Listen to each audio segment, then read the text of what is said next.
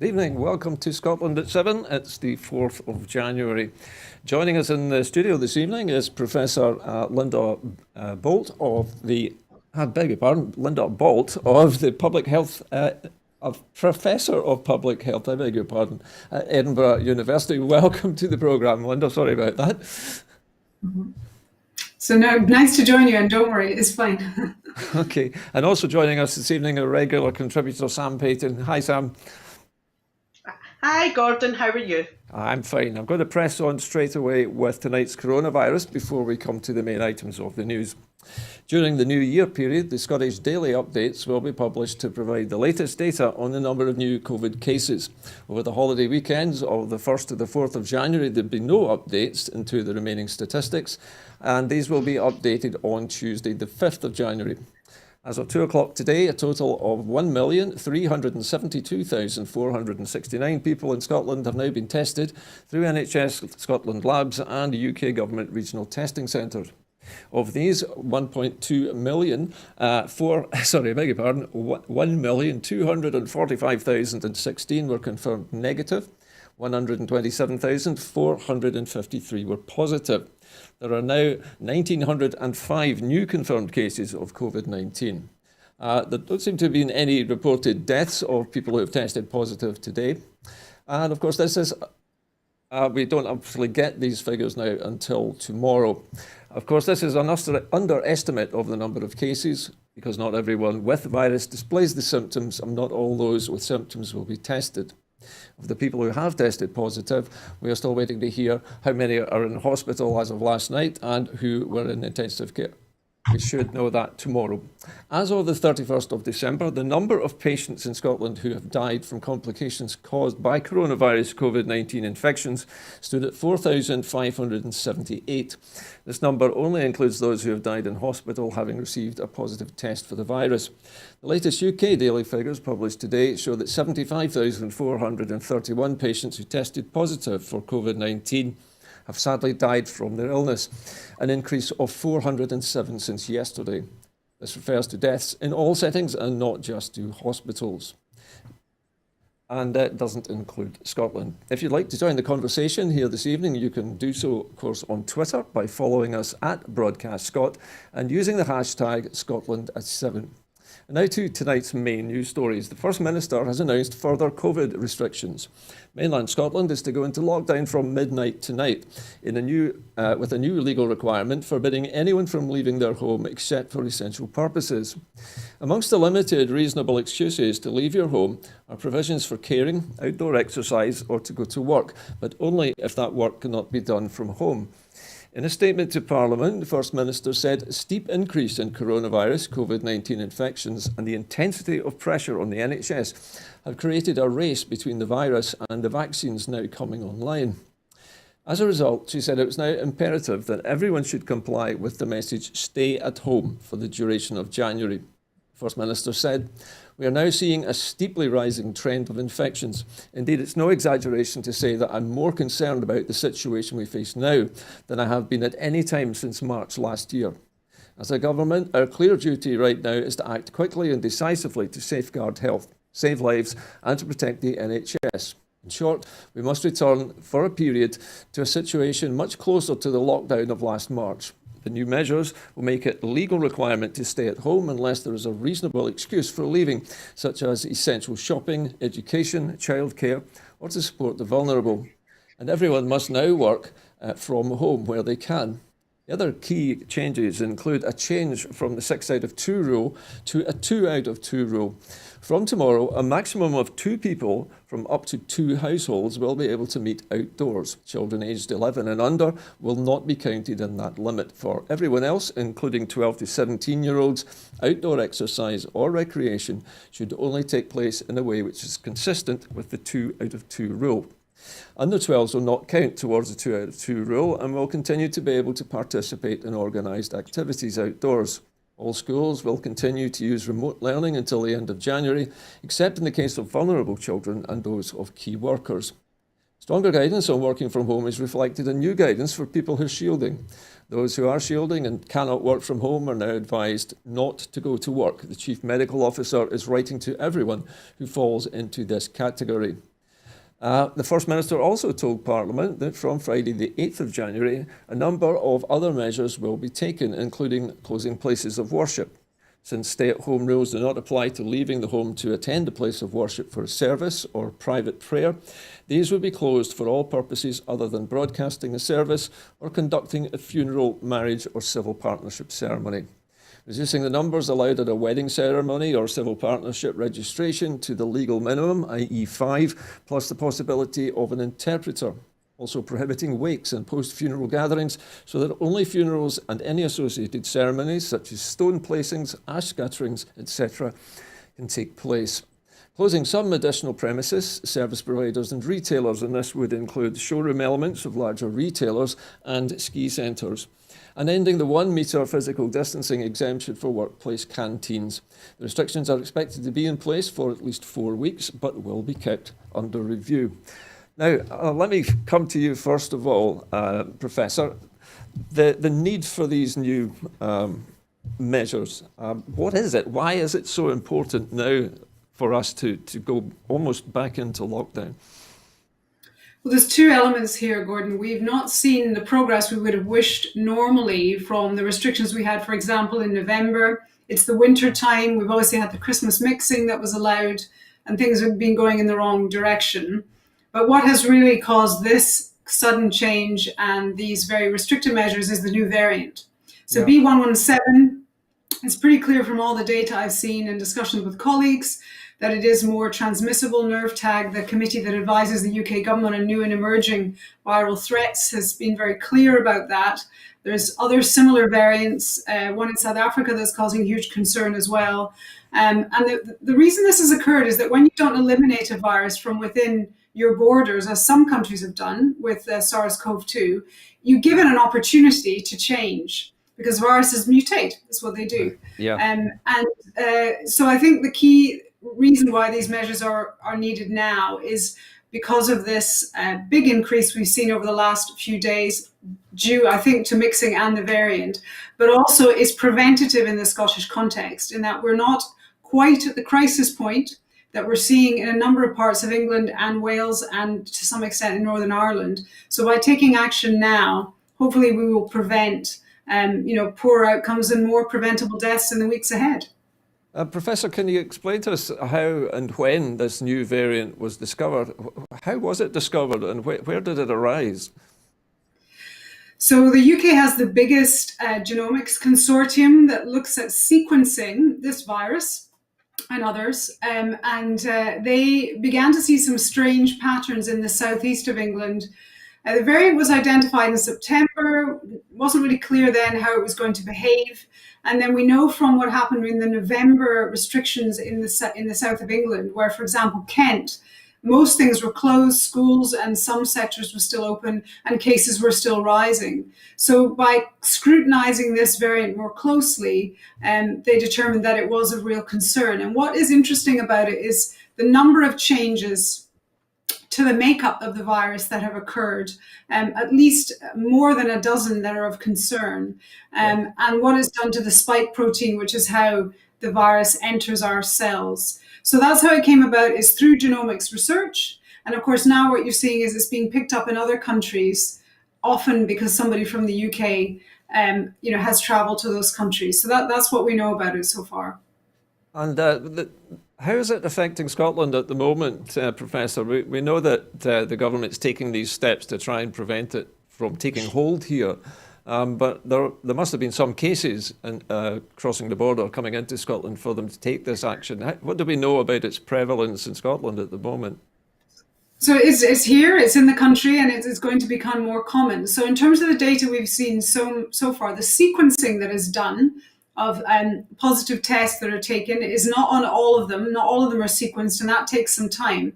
But we know from that, the most recent information the government shared was that around up to 40% of cases they'd identified recently were from this variant. I was speaking to colleagues from NHS Lothian earlier, and it's certainly not 40% in Lothian. I know that seems to be a higher proportion in Grampian, for example. But if it has a competitive advantage, as in it passes on more easily from one host to another, it will become the dominant variant. Remember, this virus has changed more than at least 12,000 times, probably more, since the beginning. So you're saying that this virus is actually out-competing the original virus? That's correct, yes. It is. And are there any changes to the symptoms that come from this new variant, or does it produce almost exactly the same illness? It's the same illness. So the two, I suppose, positive bits of this are that, we should expect these kinds of variants to appear, as I said, but there's no evidence that it causes greater disease severity. So it's the same types of symptoms, not any different as far as we can determine, and that wouldn't be the case. It doesn't cause worse disease, and we don't think that this variant is going to undermine the vaccination program. So people who are vaccinated with the two vaccines that are being given medicines regulatory approval that will still be protected in terms of this variant. So those are positive things about it. It's just that it's more easily transmitted, and that's why we're seeing more cases even when we're living with some restrictions. Professor, do we know what effect the new variant has had on the R number, or is it too early to tell? So the R in Scotland, across the UK at the moment, is about 1.1 to 1.3. Remember, the R is calculated retrospectively, so that'll be slightly out of date now. It has been estimated, and I emphasize estimated as in modeled, that this new variant could add 1.4 on top of the existing R. So R might be up to 1.7. So that basically means if it's between 1.3 and 1.7, if you have 10 people who have the virus, they could pass it on to between 13 and 17 others at the sort of population level. So that's really worrying. It means that the pandemic and the virus and the spread of it is really out of control. So that's what we're concerned about. But if we restrict movement, we can't gather, households can't mix, which is what these new measures are about and what many of our previous measures were about. That is what stops the chains of transmission. And those kinds of measures will be as effective for this new variant, if we're restricting people coming into contact with one another in certain environments, as they are for any variant. It's just we need to do it at scale now because it's more transmissible. Can you tell us anything, Professor Bauld, about the effect of this new variant virus on young people, a younger demographic? So much of this is speculation at the moment. There's reasons biologically why younger people may be more likely to be infected with this new variant than previous ones, because we know children in particular are less likely to develop COVID-19. But if it is more effective at entering our cells, entering our bodies, then it may also be able to do that in young children and adolescents, for example. But we haven't seen any really strong evidence of that. And some of the evidence, of course, was speculation around the fact that if schools were still open in the southeast, were they playing a role in passing this new variant on, and therefore were children and young people more able to pass it on?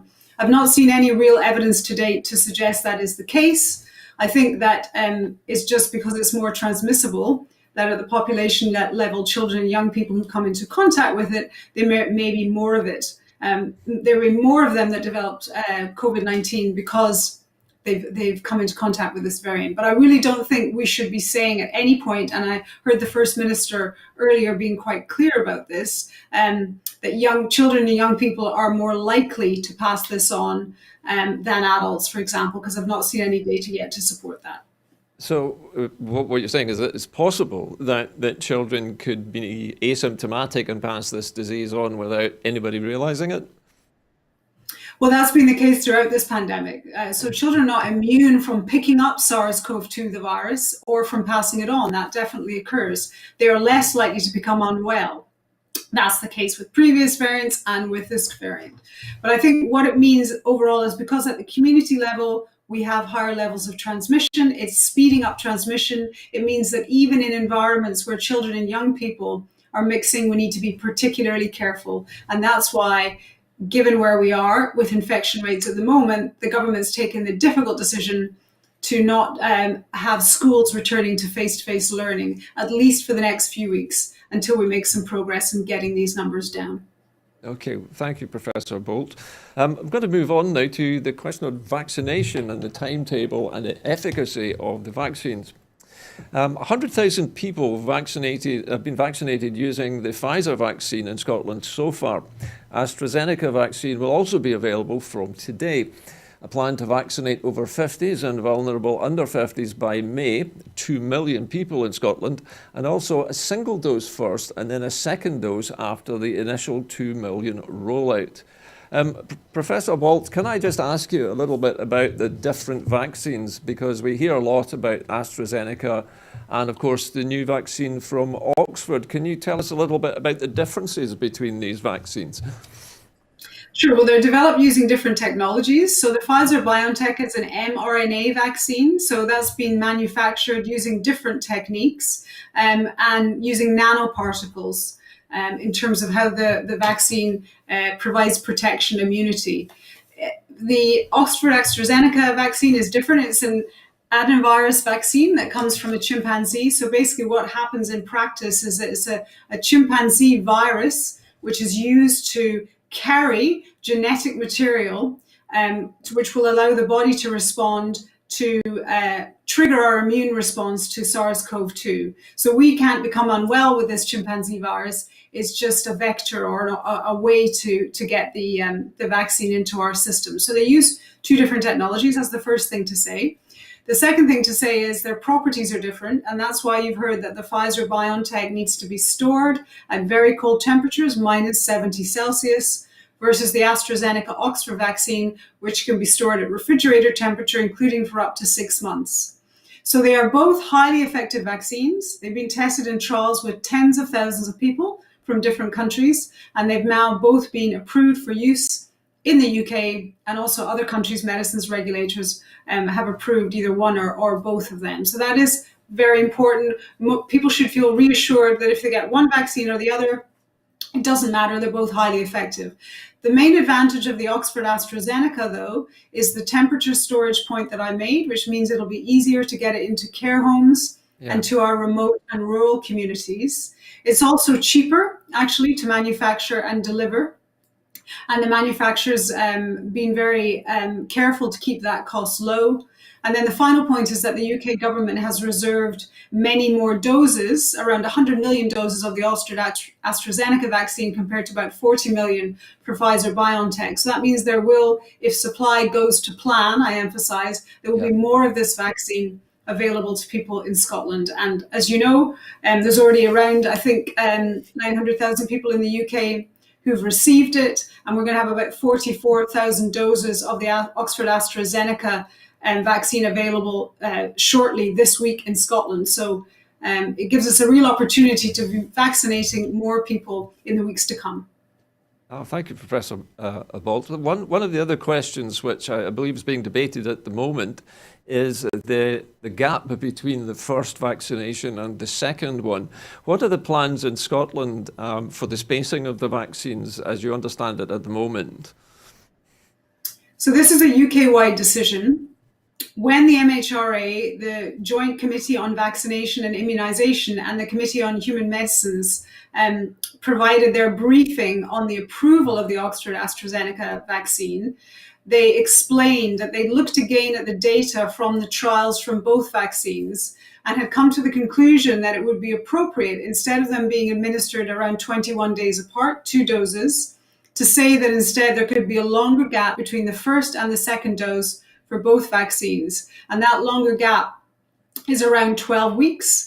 And then people would receive the second dose after that. Now, we have more information from the Oxford AstraZeneca vaccine to back up that decision, because people in the trials didn't have the 2 doses at exactly the same time apart. There's less data available from Pfizer-BioNTech to support that decision, and that's why there's been some discussion about it. But Gordon, the main reason why this is being recommended now, and our Chief Medical Officer, Dr. Gregor Smith, in Scotland, was part of the communication and the approval of that decision, is because we're in a crisis. And if we can give more people one dose of the vaccine, that will confer protection. We know that from the data.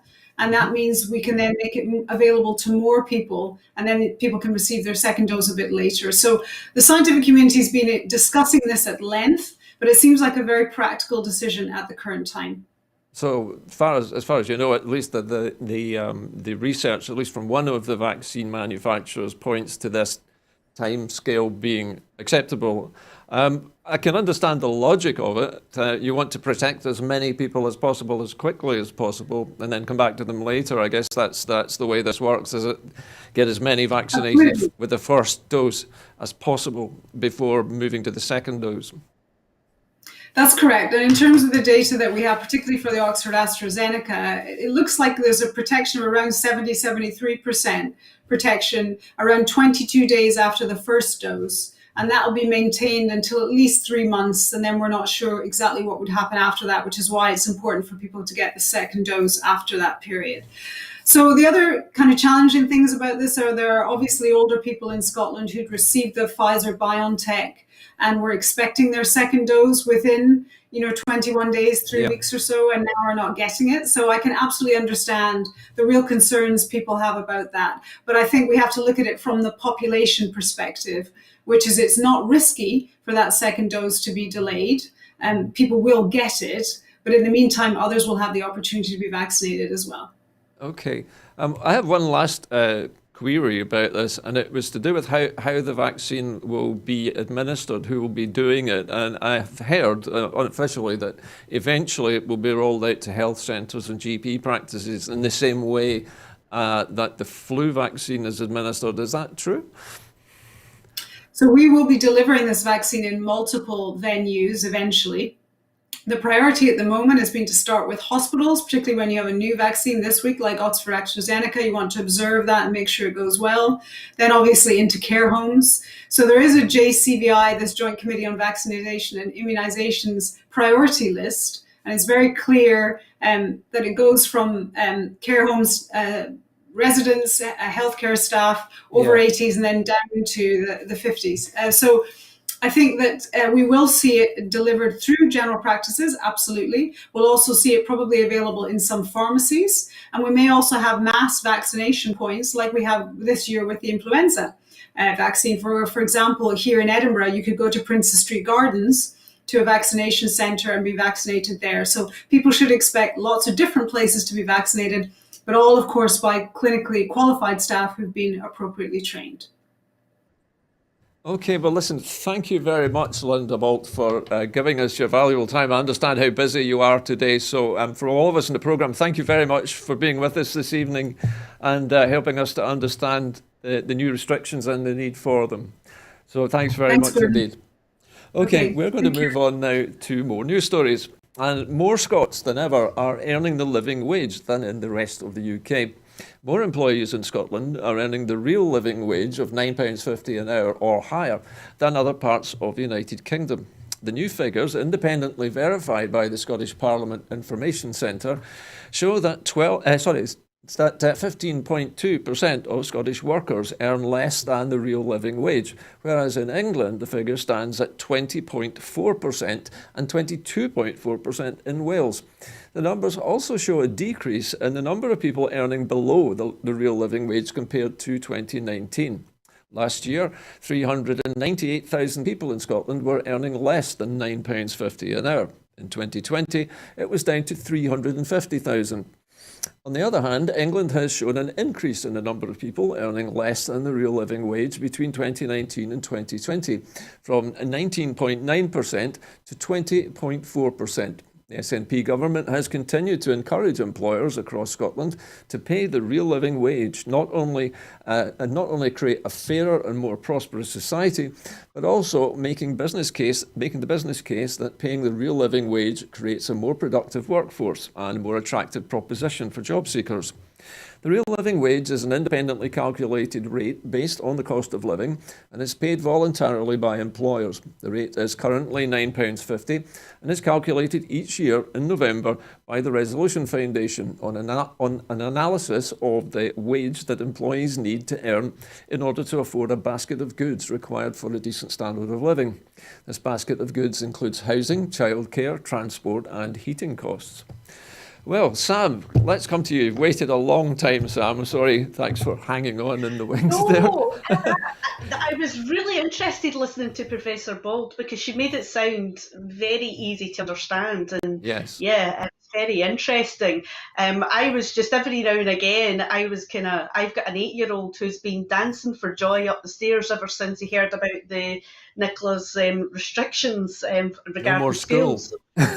Yeah, so if you see me kind of going like this every now and again, I've probably heard a noise or something with the wee fella partying away upstairs.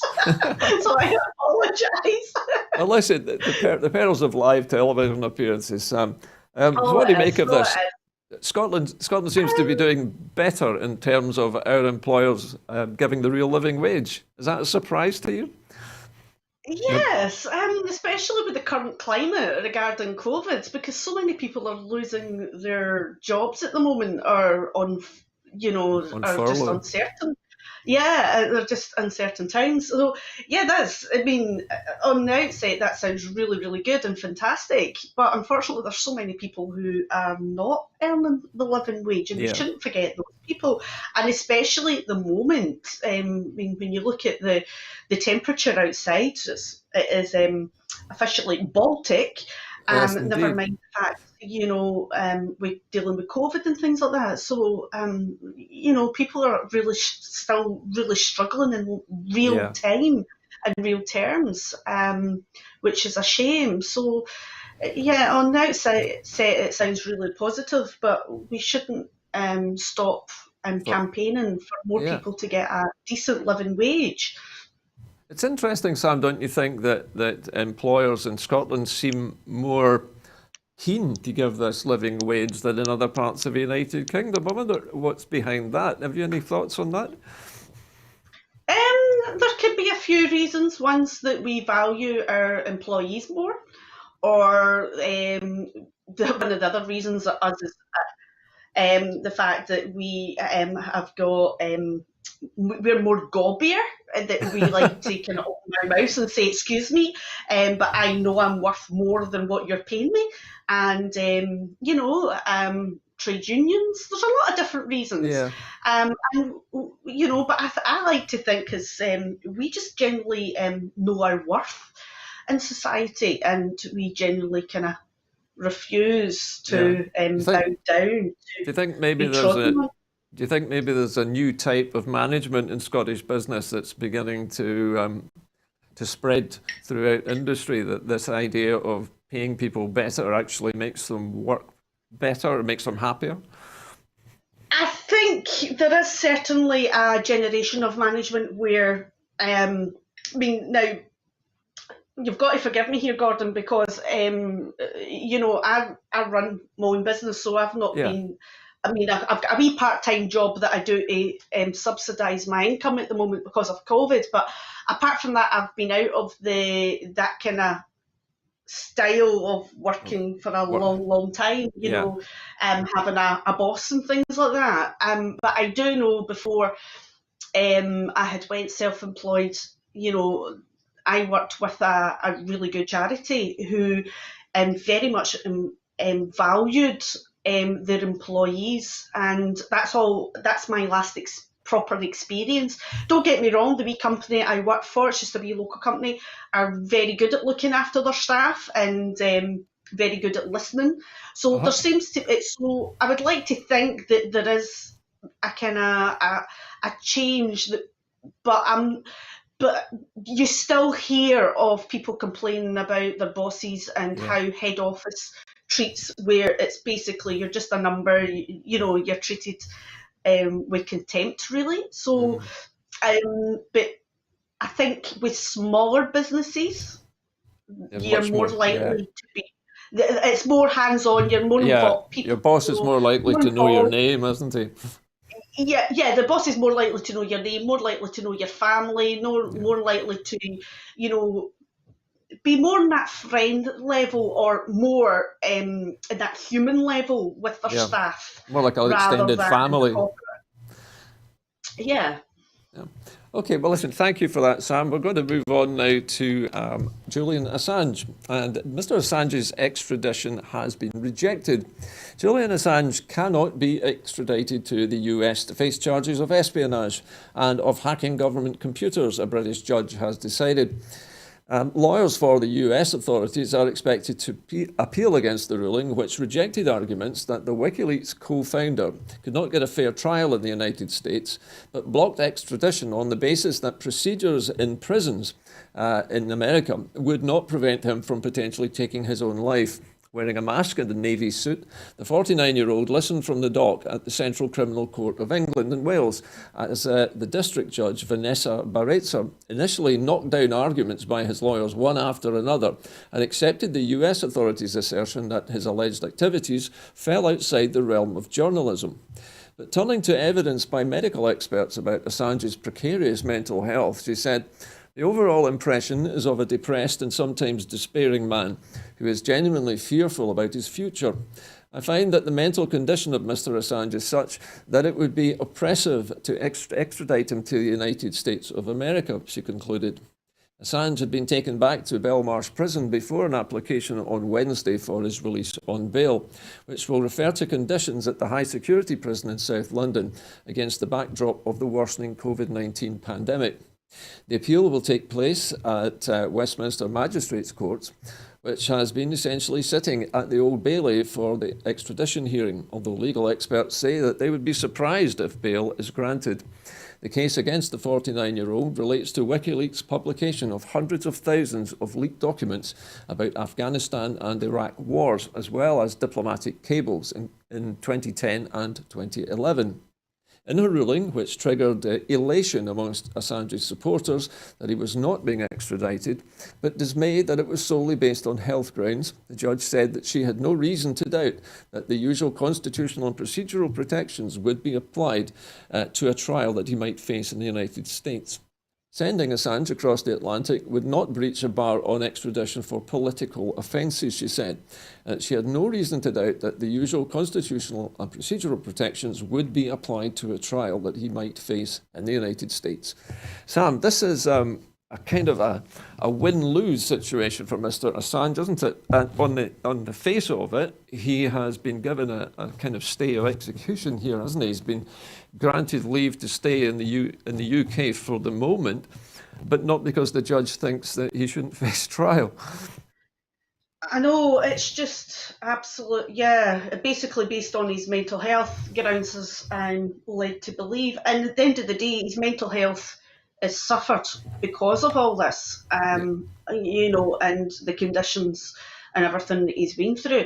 It's just absolutely, I mean, America's determined. They're absolutely determined. They're not going to stop. They're going to keep on going. They're basically trying to break down him and his team to eventually allow him to go. What's it going to achieve when he gets there? I don't know, because at the end of the day, the deed's done. You know, the information was leaked. At the end of the day, that was journalism. You know, he basically carried on the information, told a story. It's quite a scary day for journalism, because if there's anything, if there's people in power or governments or you know, people that we hold in high regard who are doing things that they shouldn't be doing, that they should be held accountable for. How are they going to be held accountable if journalists are out there are terrified to run the story? And that's basically, from the kind of layman terms, that's the kind of basics of this, you know. So it kind of starts to make you wonder what else has been hidden, because Sam, I was just going to say that Mr. Assange, now it's been 10 years since he first went into hiding in the Ecuadorian embassy. And of course, he was kind of under house arrest in the Ecuadorian embassy for 7 years. And he's now spent 3 years basically on remand. But for some reason, they've kept him in solitary confinement in a jail which is used for, you know, mass murderers and terrorists. It just seems excessively oppressive for the kind of crime that he's accused of. Yeah, it's the chances are that they don't want him to talk to people. That's what it is. The thing is to be on remand, fair dues, but to be in isolation, that comes down to not wanting him to be able to communicate with people. That's that's basically psychologically breaking a person down, which is basic human rights. That you know, as humans, we need to be able to talk to people, we need to be able to communicate, we need to socialise. That's our basic human needs.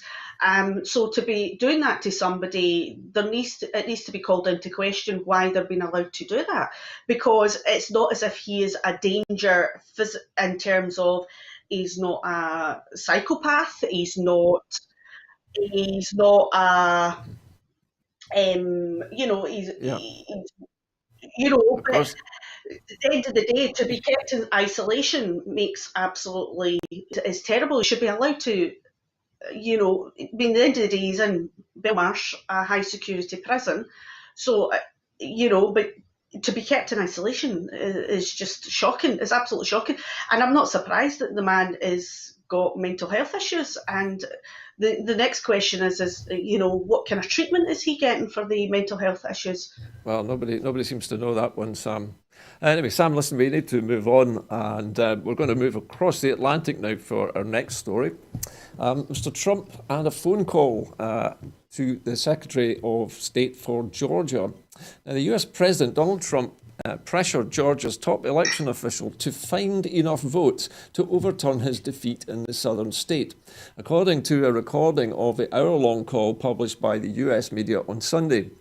The Saturday call was the latest move in Trump's two-month effort, insisting that his loss to Democratic President-elect Joe Biden in November the 3rd's election was the result of widespread voter fraud, a claim that has been widely rejected by state and federal election officials and multiple courts.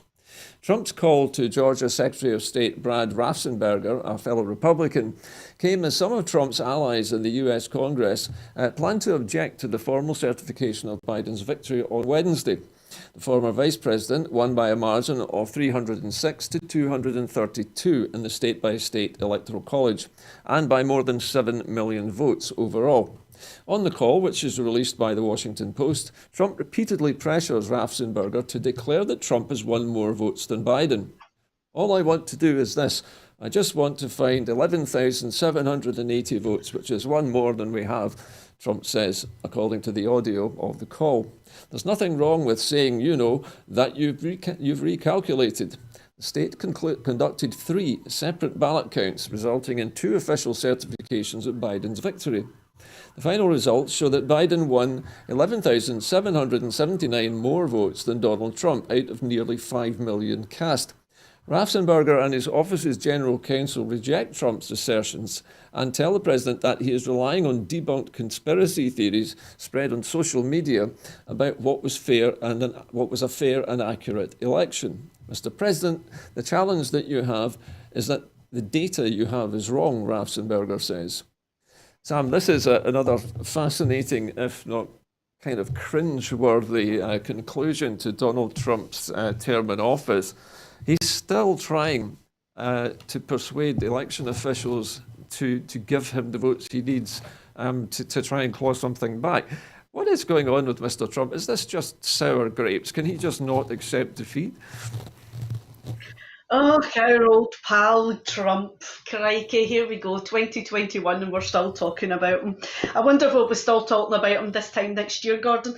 Who knows? He's just basically just turning around, and he's grasping at straws. I listened to the report earlier on, and I heard some of the telephone conversation. It's quite pathetic, really, Isn't it? And it's not what you expect from someone of a man of that position, if you want to put it that way. It's actually quite pathetic. And a way, it's like the way I kind of perceived the call was pretty much him trying to kind of tug on the official to somehow find these extra votes. Yes, the word find was interesting, wasn't it? Like they're down the back of the sofa somewhere. Yeah, so, it was without saying too much, but, it was the perception of the content of the call, which was quite worrying. So, but yeah, the man is delusional, and I think this time next year, Gordon, we're going to be sitting here talking about Trump, still thinking he's the prime minister. He's the president. Sorry, I was going to say prime minister there. Yeah. He will be still kidding himself on that he's president of the United States of America, I think. Well, of course, if this call, was perceived by law officials to be an attempt at bribery or to corrupt a public official, it's actually a federal offence. Yeah, well, see, it'll be interesting to find out what the law officials make of this phone call, and how they decide to pursue this phone call. Because, as I say, even little old me sitting back here in Scotland perceived it as being a wee bit kind of, what can I say, dodgy. Okay, Sam, I think dodgy sums it up fairly well, I think. Okay. Next story takes us to Iran. A South Korean flagged tanker has been seized by Iran's Revolutionary Guard Corps. They seized the South Korean flagged tanker in Gulf waters and detained its crew, Iranian media reported today, amid tensions between Tehran and Seoul over Iranian funds frozen in South Korean banks due to US sanctions. Seoul confirmed the seizure of a South Korean chemical tanker by Iranian authorities in the waters of Oman and demanded its immediate release. Several Iranian media outlets, including state TV, said that the Guard's navy captured the vessel for polluting the Gulf with chemicals. According to initial reports by local officials, it's purely a technical matter and the ship was taken to shore for polluting the sea. The state television quoted Iranian Foreign Ministry spokesman Saeed Khatsis Zabadi as saying. The Tasnim news agency published pictures showing the Guard's speedboats escorting the tanker Hankook Kemi, which is said to be carrying 7,200 tons of ethanol. It said the vessels detained crew members, including nationals of South Korea, Indonesia, Vietnam and Myanmar. Iran state TV said the tanker was being held at Iran's Bandar Abbas port city. The ship had 20 crew members, according to South Korea's foreign ministry. Well, Sam, it's not often you hear about acts of piracy, but this seems like something like that, an act of piracy. What are the Iranians hoping to achieve here, do you think? Is this just a case of trying to get the South Koreans to release these funds? It could be. I'm going to be completely honest here. I don't know much about it, but it could be. They're obviously up to something, and if it's about releasing funds, then this is what they're doing. But I'm just quickly reading here an article on it, and they're saying, Iran's trying to say it's about polluting the water with chemicals, which a lot of people are poo-pooing the idea. So it'll be interesting to see what happens, won't it, Gordon? As I say, I don't really know much about it. I never had a chance to read up on it before I come on the show tonight. I have to be honest, Sam, that I didn't realise that South Korea was involved in the US sanctions at all. It was news to me as well. And it seems that there are many banks all over the world which were holding funds for Iranian officials. And this was just part of a big sting to sequester those funds so they couldn't use them. But it surprised me when they seized a tanker. That seems like a big escalation.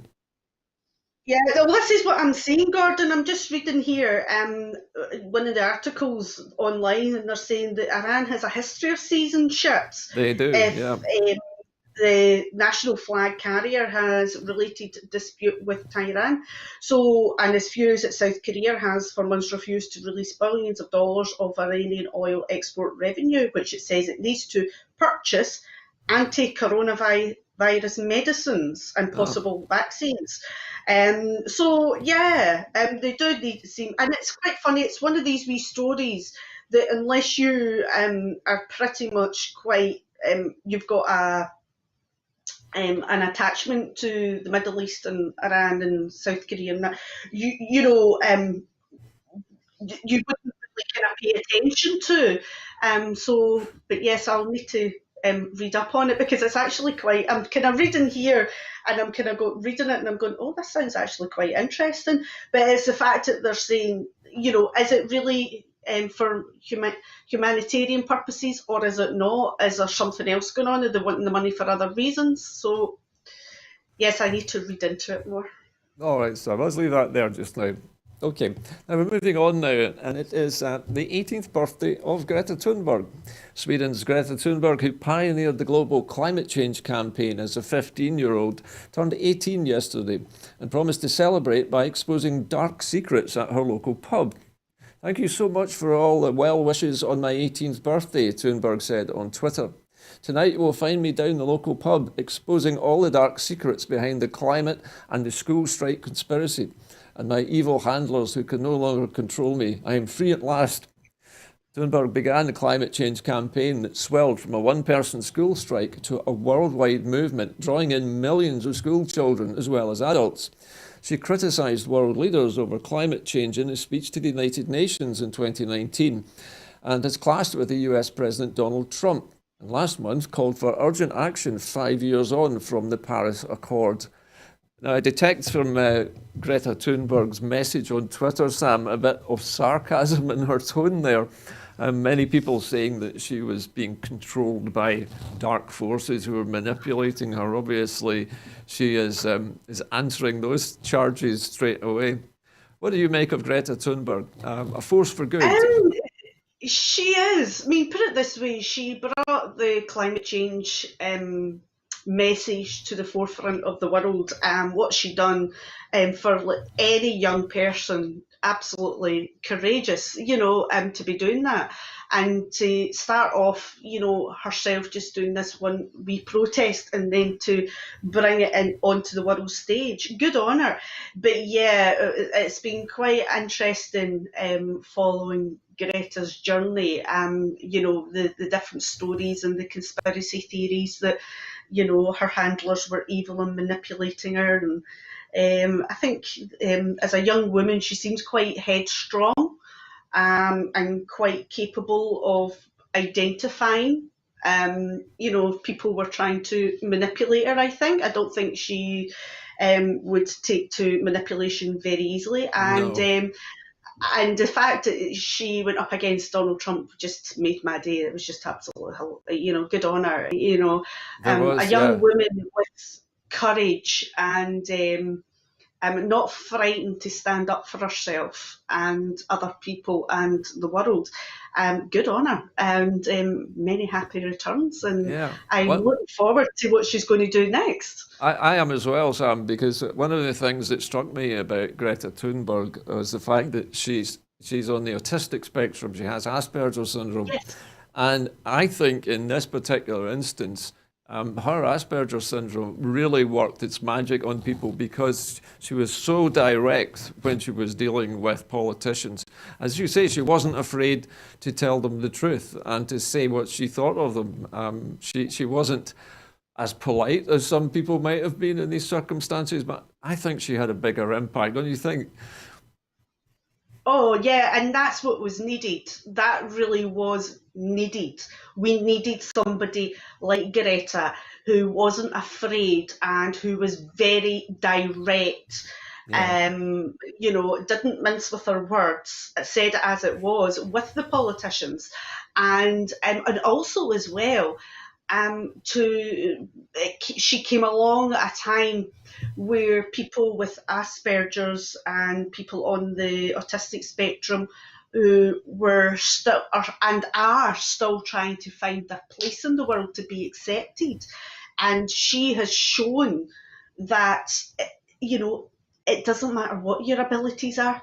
Everyone can make a wee difference in the world, and I'm going to sound totally way out here, and it just goes to show you that, everybody's got the ability, there's nothing to hold anybody back, and she has just been an inspiration. And yeah, the fact that I like the fact that she is such a strong young woman, and as I say, I can't wait to see what she's going to achieve next, and I hope she keeps up the battle regarding climate change. I think the high point for me for watching Greta Thunberg on her sort of meteoric rise to prominence was that moment when she was waiting in the wings at the United Nations and Donald Trump walked past. And it was just the look that she gave Mr. Trump. It was just pure loathing. I've never seen a look like that on anybody else's face ever. Yeah, she does seem to have, the way I could put it is, hold on a minute. Yes, Somebody that don't need. right, can you hold on? I'm on the programme. Yeah, but you have to go now. Right, I'm going to pass you over Sam. to Christopher. I need to go. All right, Sam. Thanks for joining us, Sam. Carry on talking to you. Right, there you go, talking to Gordon. Hi, Christopher. Yeah, you're live on there. I don't want to do Hello, that. Christopher. Listen, Christopher, we were just talking about Greta Thunberg. Do you remember her? No. You need to sit up a bit, Chris. You're too low down. That's it, we can see you now. What do you think of climate change, Christopher? What? What do you think about climate change and pollution? Do you feel strongly about it? I think climate change, like air pollution and all that's wrong. Okay. You like Greta Thunberg, Chris? What's that? Do you know who Greta Thunberg is? No. She was a girl that led the school strike for climate change. Oh, maybe you don't remember her. Listen, don't worry, Chris. I'm going to do the next story now, okay? And this is probably one that you won't know much about. Anyway, we're now moving to the final story this evening, and it is the death announced today of the SNP MSP Kay Ulrich. My apologies, I'm bad. Sam, are you there? Yeah, I'm back. Okay, hi Sam, we'll talk to you in a moment. Today we're reporting on the death of the former SNP MSP Kay Ulrich. Commenting on the death of the former SNP MSP Kay Ulrich, the First Minister and the SNP leader Nicola Sturgeon said, "I'm utterly heartbroken to hear the news of Kay Ulrich's death. My thoughts and love are with her husband Grady and her children John and Shelley and their beloved grandchildren. Kay was a huge personal influence on me and was absolutely instrumental in helping to shape my early career. A lifelong advocate of independence, it was through Kay that I first became involved with the SNP, and her role in helping me take my first steps into active politics is something that I have never forgotten and will always treasure. She was a valued mentor, a role model, a friend whose kind advice, insights and wisdom I learned so much from. She was someone I looked up to for many years and whose passing now leaves a huge void in many people's lives, my own included. Kay was an outstanding person, deeply loved by many, and those of us who today mourn her loss will continue to be guided by the principles of compassion and integrity which ran through everything that she did in life." Are you with us again, Sam? Are you back? Yes, I am. I do apologise for That's that. all right, Sam. I'm really, really sorry. Somebody coming to the door when I'm live on air. I really apologise. It's a household thing, isn't it, Sam? You know, it's one of those things, occupational hazard. Anyway, It is. we've just heard the announcement of the death of Kay Ulrich. I'm not sure if you were familiar with Kay Ulrich, Sam. Unfortunately not, Gordon. Nicola Sturgeon seems to have had, she had a major role in the development of Nicola Sturgeon's career as a politician. Yeah, I had seen Nicola's statement today, and you could see that Nicola Sturgeon was very upset, and she was obviously a kind of mentor and a role model. And from what I know about Kay, she was a very, very strong woman, very prominent in the independence movement, and done a lot of good work, very highly respected. And it's always sad to lose a friend and lose a family member, and it's very heartbreaking. And my wishes and condolences are with the family and friends of Kay. But of course, we should be grateful to Kay because she obviously has had a huge effect on the way Nicola Sturgeon has developed from, being a party activist and member through to being a politician, and now the leader of the SNP and the Scottish First Minister. So whatever the effect was, it was dramatic. Yeah, it was, and obviously, that's been character building and a lot of, character building, and teaching and mentoring, and and her legacy will live on and will be felt throughout the generations. And as much as I didn't know Kay, or but her legacy is certainly around us, and it's a great shame. It really is a great shame. Okay, Sam. Well, sorry to end the show on a sad note this evening, but we are coming close to the end of the programme, and before we do leave you in a few minutes' time, I'd just like to remind you that Broadcasting Scotland is currently running a major crowdfunder. So if you'd like to support us through the important events of 2021, you can do so by going to broadcastingscotland.scot/register and become a supporter. You can also make individual donations, as much or as little as you can afford. And of course, we're always looking for volunteers as well to help produce the programmes that you enjoy on Broadcasting Scotland. So if you're interested, sign up. But from a rather unusual programme this evening, and from my guest Sam Paton, and of course Professor Bauld, who has now left us, I keep being reminded to say it's Professor Bauld, so I do apologise for mispronouncing those. Anyway, from all of us here, and with Broadcasting Scotland and Scotland at 7, a very good night to you.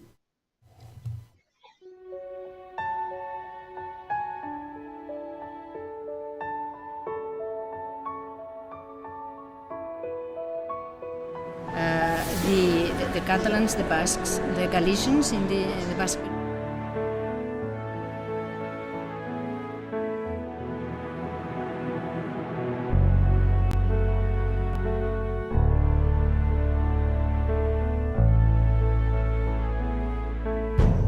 An independent future for Scotland.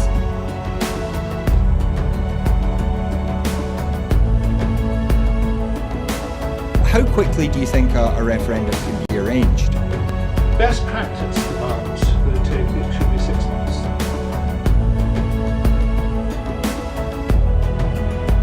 Just looking at the overall share numbers for Scotland at the moment, the SNP 46.4%.